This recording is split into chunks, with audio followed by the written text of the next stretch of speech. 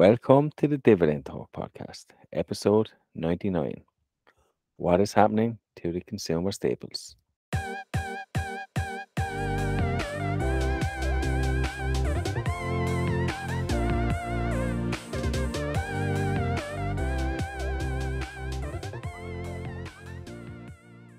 Hey guys, welcome back to another episode of Dividend Talk. Today we're going to discuss what is happening in the stock market. See you on the inside.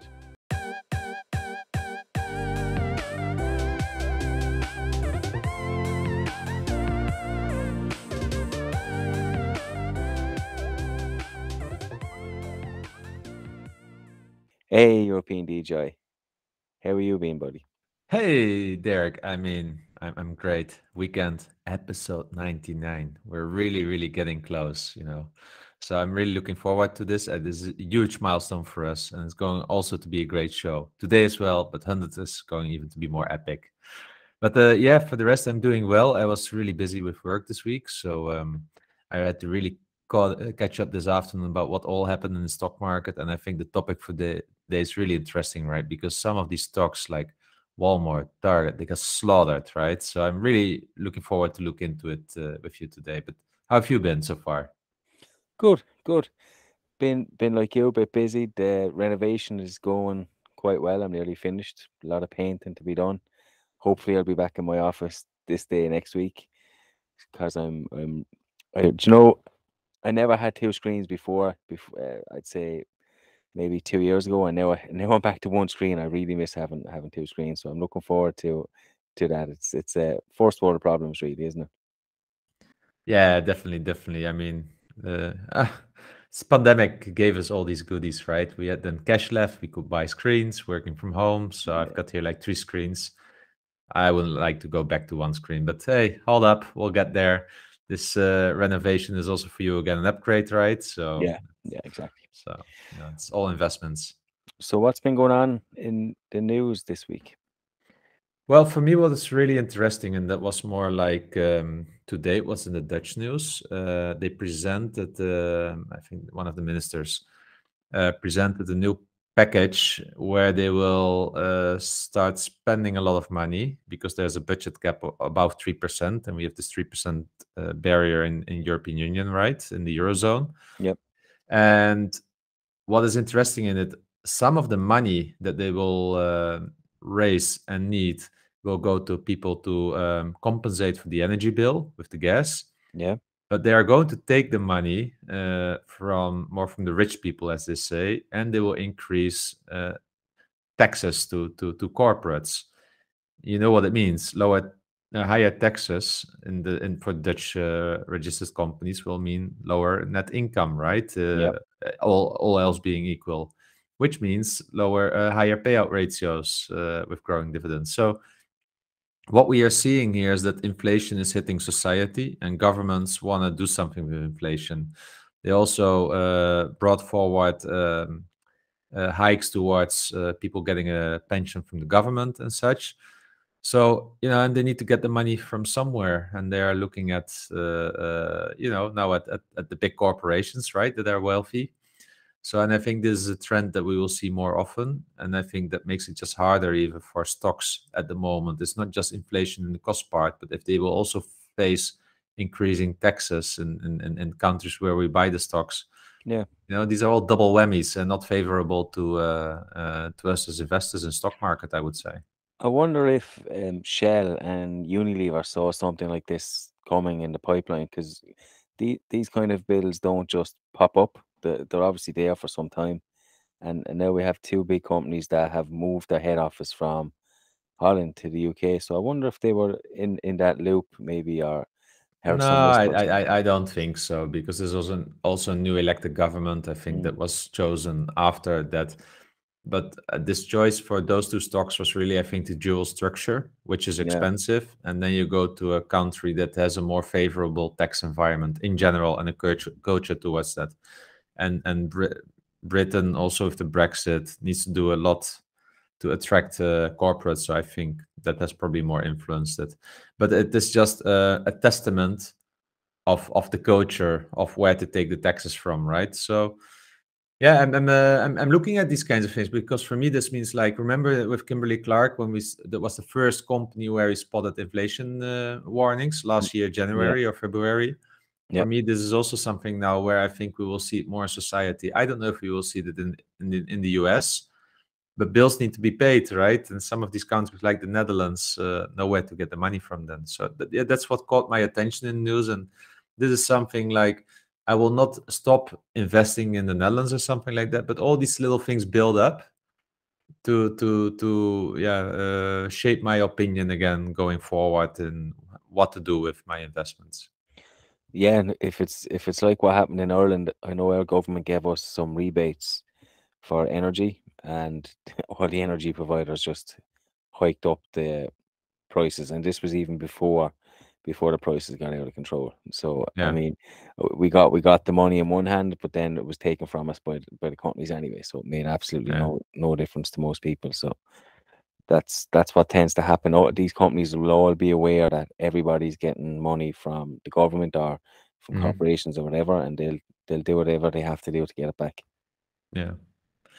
But hey, maybe other topics, maybe even nicer. But what caught your attention this week in the news? Yeah, I saw a headline which was saying that Germany bans Ford from selling cars.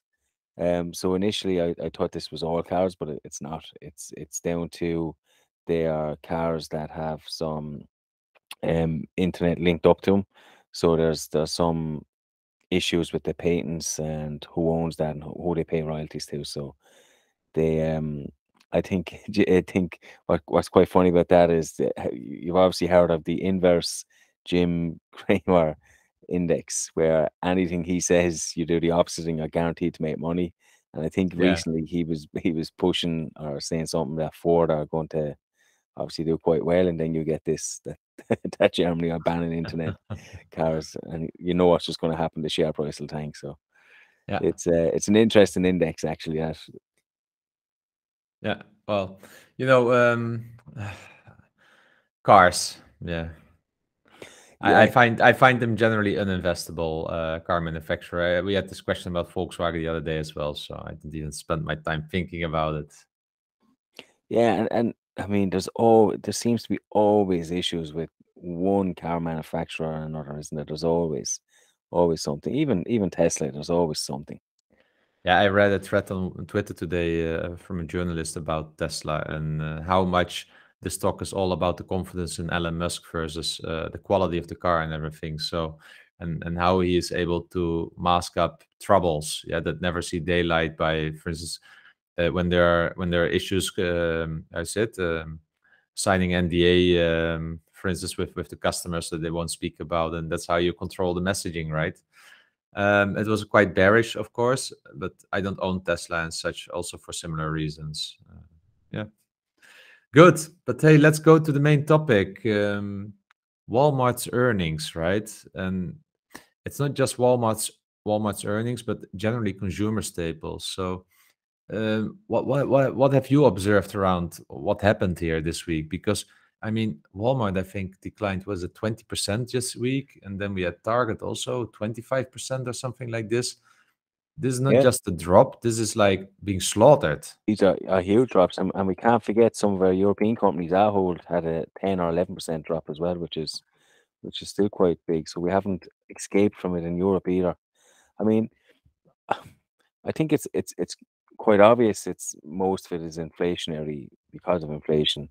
We've got increases. The forecasts are down for next year. We kind of touched on this before with Kimberly Clark, didn't we? We saw it with Kimberly Clark, and you can see it with these guys as well. The question we asked from day one is, which companies will be able to pass this on to their customers? Hmm. Hmm. But inflation is getting so high, so fast, it's not as easy for companies to pass it all in one go. They have to phase it in, and I think that's what we're seeing. Companies are struggling to Yeah, pass on the immediate prices straight away, even though I'd be pretty sure prices in Walmart have gone up maybe 4 or 5 yeah. percent.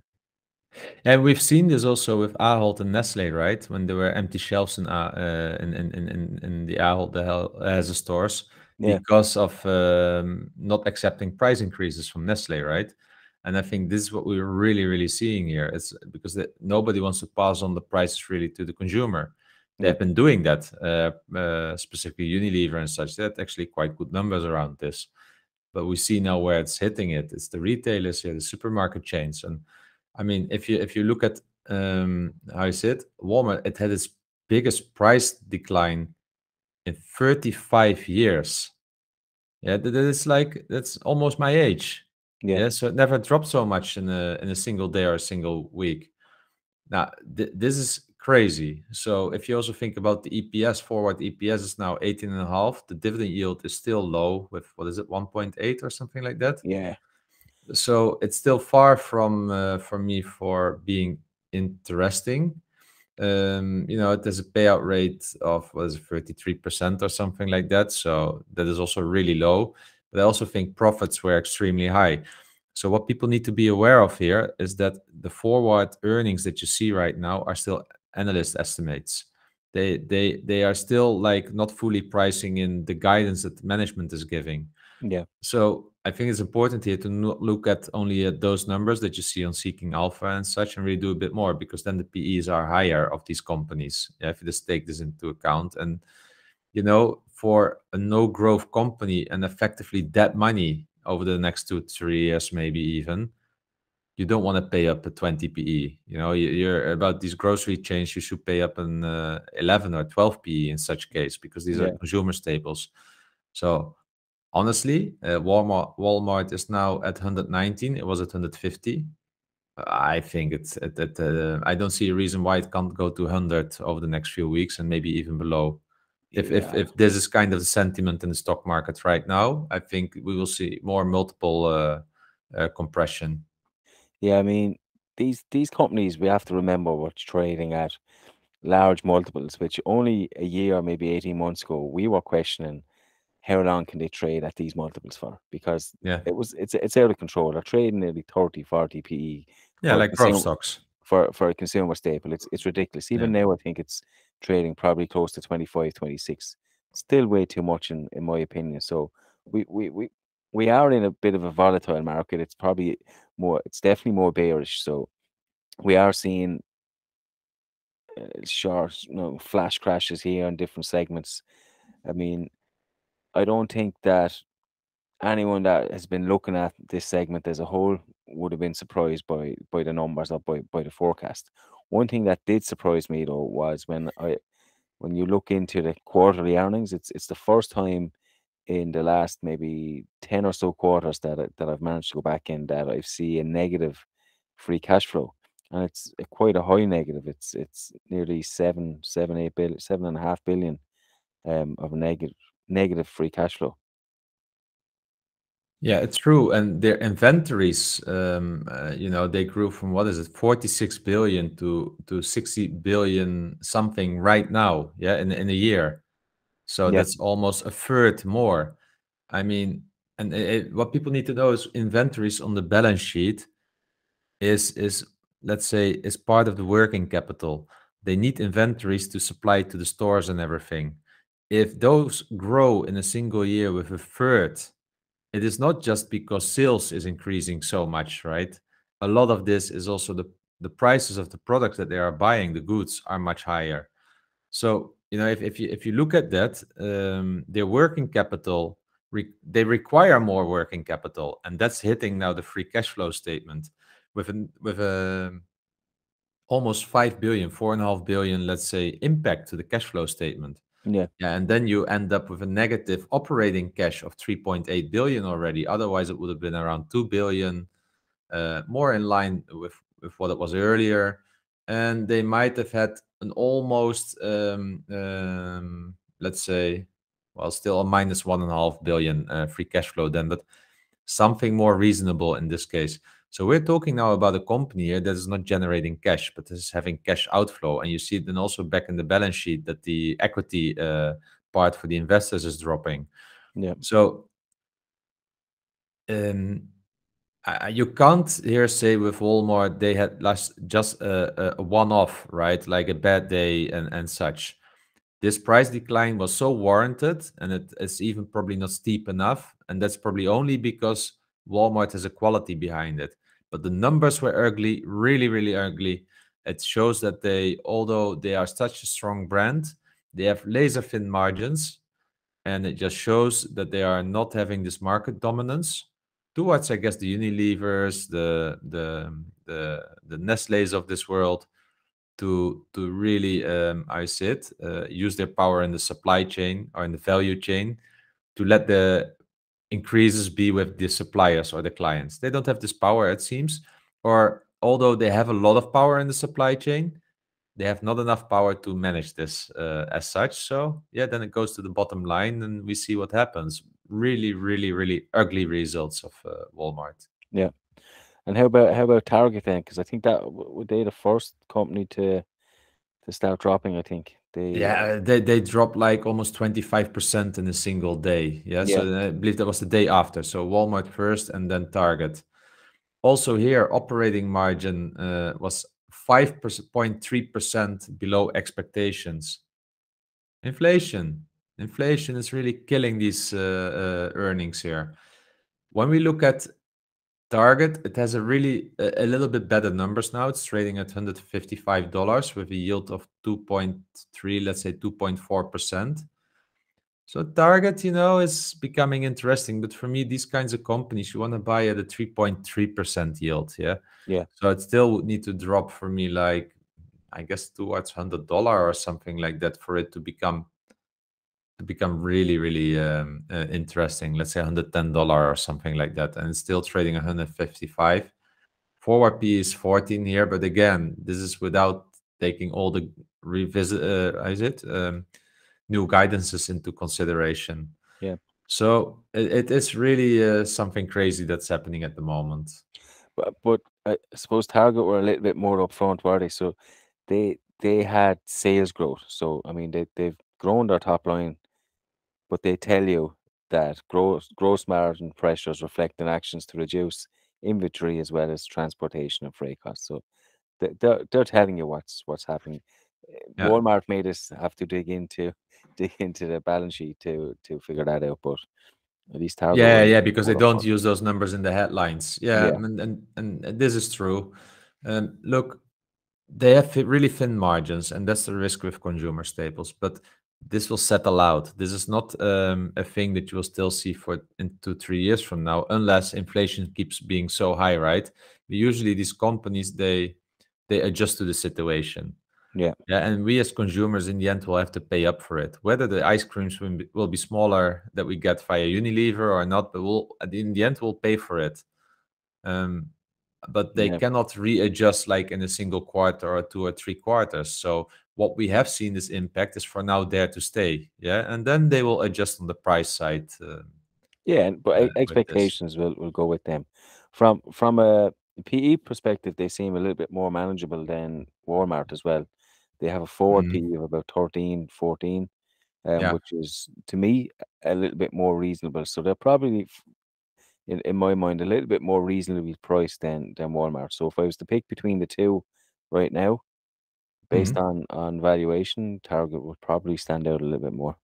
Yeah, but what you need to know, they dropped 50% in earnings, comparable earnings towards last year. Yeah, Yeah, so and we know last year was of course top year, also with still lockdowns and such that were in that quarter. But still like they made like $2 and let's say 20 cents this quarter. They pay a dividend of 90 cents, so the payout ratio still for this quarter is 40%. Really nothing to worry about with Target, and they did, in my opinion, pretty well. And also, if you look at the cash flow here, negative cash flow. What was the main distinction? yeah. Negative They cash flow was 2.5 billion.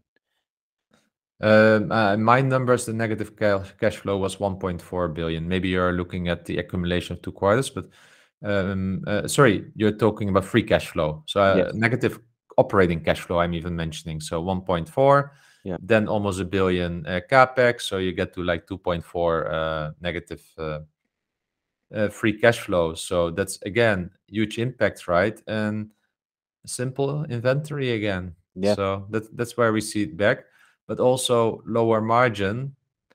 So because if you read the financial statement, right, in the income statement, the lower margins means higher cost leads to lower income, net income, so what we call earnings per share.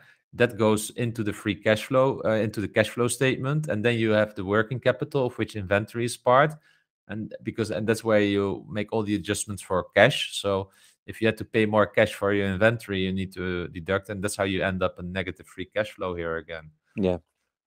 So Yeah. yeah, all over the place, right? Yeah, it's crazy. And as we said, what about Ahold? Because they haven't escaped the the the Yeah, market so Ahold shock. had good numbers generally, right? But you know, what happens is that investors start massively selling these consumer staples, yeah, the supermarket chains, because Ahold has also a lot of 65% of revenue comes from the United States. Yeah, so if those drop, Ahold drops in with them. Yeah, it's like the banks in 2008, 2009. If a bank goes down, all banks trade down because these are also part of consumer staples, ETFs, and everything. Yeah, So there's massive selling there. They probably, and then there's a part that also thinks like, oh, Ahold will soon report the same numbers after the next quarter. So let's watch out because we see their numbers in what is it? I guess in a month from now, yep, something later in 2 months from now. Yeah. And yeah, we might expect the same in the numbers, right? So it's already going down. And I must say, if you don't have a position in Ahold yet, now around these prices, like something less than 25, 3.8% yield, those are the yields you want to pay for consumer staples. yeah, Not it's bad, and if they start continue to buy back, and that's what I'm curious about. Will Ahold continue their buybacks with that if their cash flow is hit? Because they can't really go too much into depth for this. They were always doing this from free cash flow. They have an expectation there. So if they have to, I said, reduce their expectation, I expect them, if they have really sound accounting, that they will stop buybacks. And when they stop buybacks, you reduce the floor under the stock price. Yeah. So, I have already quite some out. I would like to buy some more, but I really need to see the report first in 2 months from now, after what we have seen here and what they will do with the buybacks and such. yeah, And if they continue the buybacks and they have negative free cash flow, it looks bad. Yeah. And if they stop the buybacks, it also looks bad because then I know there will be coming more, more pain. more pain. So either way, it's better just to wait to see what happens then. But if you're really new and you've been looking at Ahold for the last year and you missed the boat last year, then maybe this might be a chance to start nibbling in a little bit because I think the dividend is very safe here at Ahold. Yeah, I would err on the side of waiting until closer to the earnings, or at least after, because I maybe the pressure on Walmart and Target and consumer staples as a whole might start to stabilize by then. But then we're going to have our European companies releasing, their half year reports and so on. So they might come under a little bit more pressure then, and they might drop closer to Yeah, 22, 2023. But yeah, they are certainly an attractive price at the moment as yeah. well. Are you considering put options to sell on those? At the moment, I'm not. Mhm. Volatility in the market and everything is so crazy at the moment. I'm not sure what my margin requirements are on both brokers, Yeah, so I have to really understand that before I resume. yeah, yeah. It's it's So it's easier in a less volatile market, but yeah, I mentioned to you a couple weeks ago, Interactive Brokers sent out an email, extending margin requirements and stuff. So I think mhm, it's always important to fully understand it before overextending yourself. yeah. Yeah, and the good thing is that there's now a relatively slow correction, right? Yeah, S&P dropped 20%, but it took them quite some time to get here. So you have time to adjust your option trading strategy. But it sounds then like you're going to do a little bit of less option trading right now, and then protect capital more. Is that? yeah, I think so. Like, I think in my strategy of selling puts is much better when you're in a market that's typically in an uptrend, Mhm. or at least stable. I think it's quite clear now that we are in a downtrend. So I Yeah. think the best thing to do is just to relax. There's money to be made, but I don't have to make it today. I can wait. Yeah, yeah.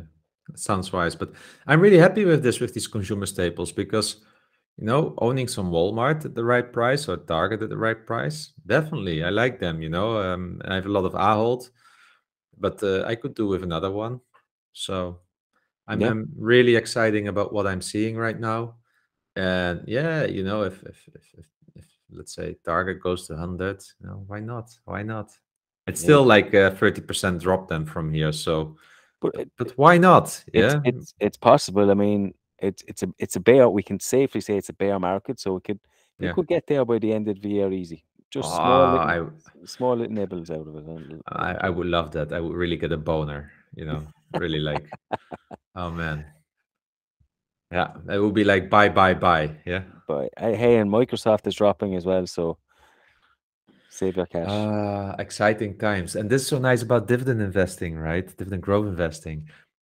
I think we're the only crowd in the investing world almost that gets so excited when prices are dropping because the yields go up. Yes, And it's so it really feels like cheating the system, right? I mean, damn, these are really exciting times. it's definitely what we've been asking for. So now it's, do we put our money where Yeah, our mouth yeah. is? Exactly, exactly. Hey, okay, so guys, if you're also into consumer staples, you hear from us. We think that still more is to come here. That this is just the early days here. So, that's also like EMF. I'm waiting generally now with deploying cash in this industry. It's already one of the biggest sectors in my portfolio. But I tell you, if these consumer staples come into fair value zone, I'll be all over the place there. So. Having said that, let's go to the next section, listeners' questions. We got few again, and yeah, let's start with the first one. It's from Simon Stott, and he's asking: We all know that market timing is silly, but are there any general basic rules you adhere to in terms of when to buy, sell, such as never buying before earnings reports or never selling the day before an ex-dividend? Yeah, I think earnings is probably a good one because you don't know. Typically, like with Intel, you know it's going to drop 10%, so just wait till after earnings. Um, but yeah, I don't really have set rules. I'm starting to read obviously a little bit more books about when to buy stocks, and I'm certainly looking at more the trend than what I used to before. But that's just really finding a good position to get in. Um, Never buy before next dividend, or never sell before next dividend date. It's a much is a muchness because depending on the market conditions, the stock price is probably going to drop by the amount of the dividend anyway. So it depends. You might make the money back on the dividend. The stock price Mhm. might fall. So um, that depends. Yeah. So Simon, maybe my 2 cents here. If I'm aware that there's an earnings date about the stock, which I'm usually are, I also wait. Why be in a hurry? I don't care about dividend dates. Honestly, it doesn't influence my decision at all. What what I purely look at is the valuation. Okay, do I set a target? And then usually I just put it already as a purchase order in my account, and then I let the stock market do its job, and then suddenly I see that I own some shares. So that's how I do it. But I don't buy all at once. So because I dollar cost average, I have some rules like I don't buy everything at the same month, like a certain amount of a package of a stock. Because I made in the past some mistakes to keep averaging down like every third day when what was effectively falling knife. So I started to be more I said dosed into this. So not sure if it really answers your question. But yeah, that's how I look at it. Cool. Phil is back in the questions and has linked to his poll where he's commented on the euro and the US dollar, which is close to parity. I'm wondering if this has influence on your buying decisions. And what did you vote in his poll? Um, so I mentioned no, that it has no. We got this question also last week, I think, Yeah, something similar. yeah, No, it doesn't. Yeah, just no. I mean, it's like market timing, like the question we just had. but I understand the sentiment because it's a psychological barrier, right? Um, but it has all to do with the psychology of price anchoring. So we have been buying a lot, like let's say just a few months ago, around 120, 117. So that is anchored in our minds. So then if it goes to one, we feel like, oh, this is expensive, right? It's like 15% more expensive now. Yeah. But maybe it will be zero point 0.8 in 3 months from now, right? And then you think that, oh, one was a good time to buy. So this price anchoring, and I think this is one of the reasons why dollar cost averaging is so hard into stocks.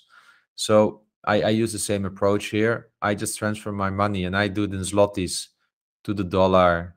And yes, I'm not like from stone, so I do feel the emotion of shit. This is an expensive one this month, but stocks are equally like 15 or 20% down. So maybe for as an investor, it is kind of zero sum here. Hmm. On the other end, the dividend reinvestment that we get into the dollars, that's really where we have the benefits. So, you can't have it all. What if what if you would know today that it goes to zero point 0.8? What would you do then? Would you buy massive dollars? Yeah, so I understand the psychology, but Phil, you're really anchored into the pricing if with this, and it's just psychology. It's not rationality. And it's the same as when Google does a stock split in 20, then people think like, oh, it's a moment to buy. Yeah, it's just psychology here. Yeah. Okay. Centrino has asked what this bloody Friday has inspired you for the coming weeks. So I think we kind of touched on it with some of the consumer staples that once if they continue to drop and come into a fair value, we will certainly be looking to scoop them up. Some of them are, as we said, a little bit overvalued. Some of them are reasonably priced, and some like Ahold are coming in much more to a fair value with some safety built in. So that's where I stand. Super. Drip has asked us, where would you want to retire? Costa Rica or El Salvador? I'm going to be, I said, not answering that one because I have never been in both countries, so I'm clueless there. If I would need to make a blind choice, probably Costa Rica, but I would retire in Poland. But I've been thinking, should I sell my house at that time or something like that, and then just rent something in another country? I would love to. I mean, I would love to just live in Italy for, I don't know, in Siena for a summer, right? I would love it, like Yeah, on the old market square, little apartment. For my about 30, 40 square meters with my wife and my kids are old enough. Just spend that the summer. I would love to do such kind of things. So I don't see myself really tying myself to a country, but if anything, it will be probably South Europe. So then quickly also with my family in the Netherlands or in Poland. yeah. How about yourself? Nice. I don't know a whole lot about El Salvador. So I would probably pick Costa Rica based on that. But if I really want to retire, I suppose they are hot, sunny countries. That's all I want. I want to sit by the beach, drinking Mm. pina coladas for the rest of my days. That's it. Yeah, but then you won't have a lot of days left because you won't be training your brain. So, But I'll enjoy whatever I have left. that's true. That's true. I'm here for a good time, not for a long time. Nice. And then the last question for today is from Pinto, and he's asking the bear market territory for the S&P 20% down from recent high. Any comments on this? Yeah, I mean, I suppose we get our comments there. I think we are certainly in a bear market. I don't see it turning around anytime soon. Certainly, I think it'll play out towards the end of the year, but who knows? I've Yeah. been wrong 1 million times before. So what's another time? We do But have a yeah, couple more questions, by the way. yeah, Just yeah. scroll Let's down. go. Let's go. Let's go. Buffett really recently sold all his Verizon shares. What's your take on this company? Um, I'm staying away from communication stocks in the States like AT&T. I hated what it was doing there. I think this market is so much changing at the moment that I don't trust their business models really, and that's why I'm staying away from those telecom stocks. So Yeah, I'm not. and Yeah, you got to remember, like these companies were great, obviously, when we had a low rates and a low inflationary environment. But now we're starting to get high rates again. These companies have lots and lots of debt on their balance sheets, yeah, way too much that I'm comfortable with. And obviously, as as the cost of debt goes up, it's really going to put pressure on these guys. So we could see yeah, these struggle over the next couple of years. yeah. True, true. Okay, then from Dividend Yogi, and he's saying, "Hey, it's a brutal market this year. Haven't sold anything, still buying every month. By the way, really good. That's what we like to hear. You love your companies. Then he says sometimes it's hard. Just ignore my portfolio for a while. Go for a walk. Read a good book. Play the guitar. How do you keep your emotions under control?" And I really like this question. Yeah. So honestly, before we were talking about the topic and European DJ mentioned about the drop, and I was like, oh, did it drop was so hard? I did not know. I basically, it's easy. Stay away from social media, stay away from your portfolio, forget about it, and it won't even come into your head.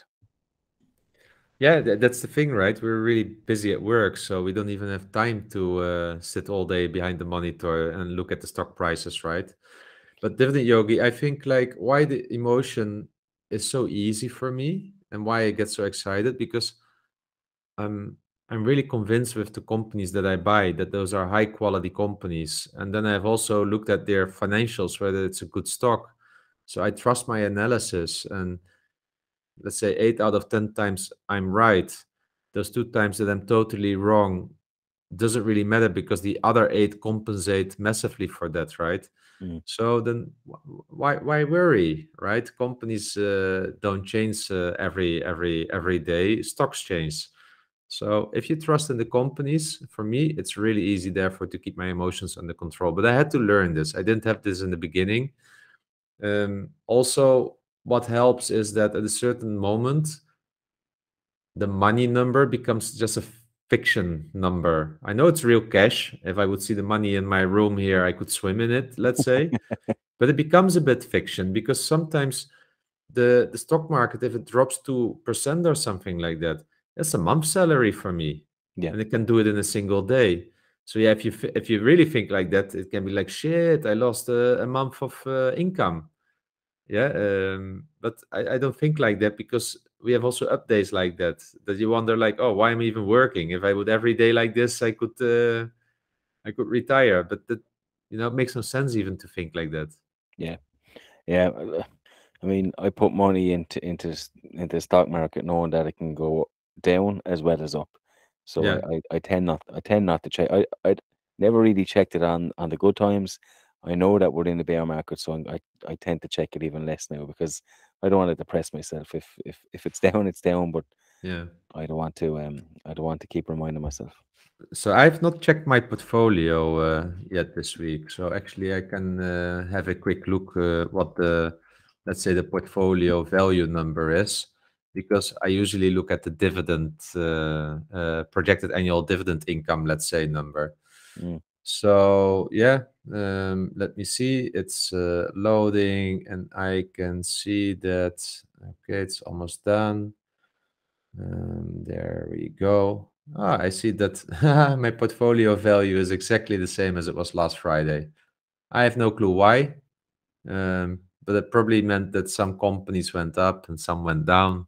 yeah, But my portfolio is still 5-6% up for the whole year. So, that's the benefit of being big in oil. That's why we call big oil big oil. Yes, and not yes. small oil. Yeah, good. Um, okay. One of our French dividend friends has asked us about consumer staples are suffering as inflation is beating, and consumers are less likely to buy more expensive branded food. This is going to put pressure on Unilever and Ahold. Are you going to buy more if they go lower or stay put, given their large sizes in your portfolio? I think we discussed it already. I wouldn't go as far as saying Unilever under 40. We know what it has done with AT&T under 30 when it's now under 20. Yeah. But yeah, I did a check the other day, right? Unilever under 39 is a good price. But if you feel that inflation is really going to hit them hard, I will put a margin of safety because the cash flows might not be so reliable going forward. Mm. And then probably in that case, probably Unilever is more worth around 34, 35. Ahold for me has always been something like low 20s. I get really excited again. Yeah, Yeah, so 24, 25. I could do it, but I know that I will get better opportunities. That's kind of my thinking here. 2022 is my target for Ahold, and with Unilever, I have a put option open at 42, but Mhm. that expires, I think, at the end of the year. So it looks like I'll have 100 extra shares of Unilever in my Nice. account by the end of the year. I have a put option of 40, I think, for June next month. So let's Oh, see, but I might just roll it over. yeah. Okay, and the last question is, what do you think is fair value for Microsoft?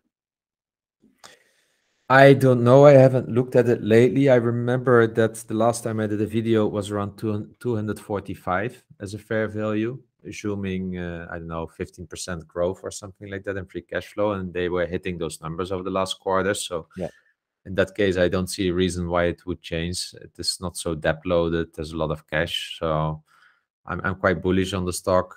Um, yeah, but I would like to buy it a bit with a margin of safety, let's say of 10, 20%. So let's say around 200, just for the simple fact that I own already. It's my second biggest position. So knowing that there's so much on discount, I'm a bit more greedy to Microsoft, but it's also a company that I still want to buy more.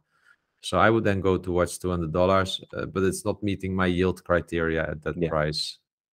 yeah. Cool. It's trading close to 250 now, so it's getting close to that 245 number. Yeah. Good. Hey, this was it for today. A quick one, relatively to the other shows, but a lot of prep is going into the next show, episode number 100. It will be live show. So, guys, this will be lots of fun. Thank you, EMF, again for making yourself available. I know how busy you are. And yeah, guys, see you in the inside and see you next week also with show number 100. Looking forward to it. See you later.